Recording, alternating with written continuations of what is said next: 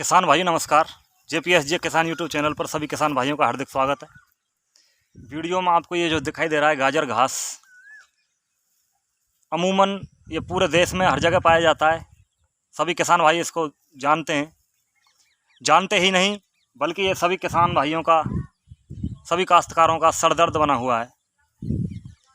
ये सरकार के लिए, किसान के लिए, सभी के लिए एक चुनौती बना हुआ है, क्योंकि जहाँ पर भी ये होता है वहाँ सिर्फ यही रहता है।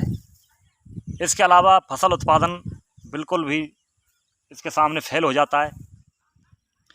किसान भाइयों, देखने में सुंदर लगने वाला ये पौधा बहुत ही खतरनाक पौधा है, बहुत ही खतरनाक खरपतवार है।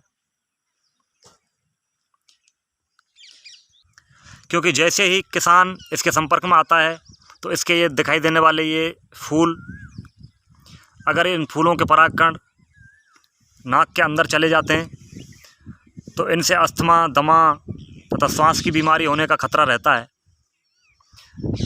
तथा इसके अंदर किसान जब घूमता है तो जैसे ही त्वचा के संपर्क में आता है तो त्वचा पर भी विभिन्न प्रकार के त्वचा के रोग इससे उत्पन्न हो जाते हैं। तो इसलिए मैं कह रहा हूँ किसान भाइयों, ये देखने में सुंदर लगने वाला पौधा, ये इतना सुंदर होने के साथ साथ किसान के लिए बहुत ही खतरनाक है। फसल उत्पादन के लिए भी खतरनाक है तथा फसल उत्पादक जो किसान होता है उसके लिए भी ये खतरनाक है। ये दोनों ही स्थितियों में किसान का नुकसान ही करता है।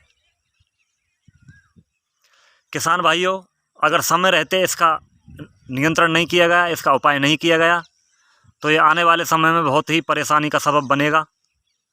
इसलिए मैं इस वीडियो में आपके लिए बताने वाला हूँ कि किस प्रकार से हम इसका नियंत्रण कर सकते हैं। इसका एक लाभ हम ले सकते हैं, इसको हम जैविक खाद के रूप में बदल सकते हैं। इसको जड़ सहित उखाड़ करके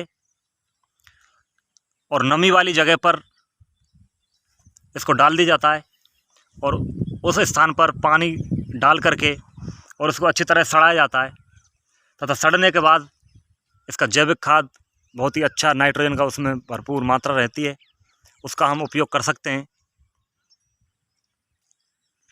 एवं किसान भाइयों, इसके नियंत्रण के लिए हमें रासायनिक तरीका अगर हम अपनाते हैं तो वो भी कारगर रहता है।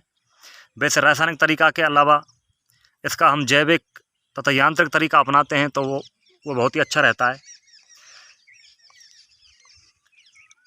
जब ये कच्ची अवस्था में होता है तो कच्ची अवस्था में नमी वाली जगह पर हम इसको जड़ सहित उखाड़ सकते हैं और इसके फूल बनने से पहले ही हम इसको उखाड़ करके पूरी तरह से नष्ट कर देंगे, जिससे इसका आगे बीज बनने की प्रक्रिया ख़त्म हो जाएगी और आगे बीज नहीं बनेगा तो इसका आगे प्रसारण रुक जाएगा।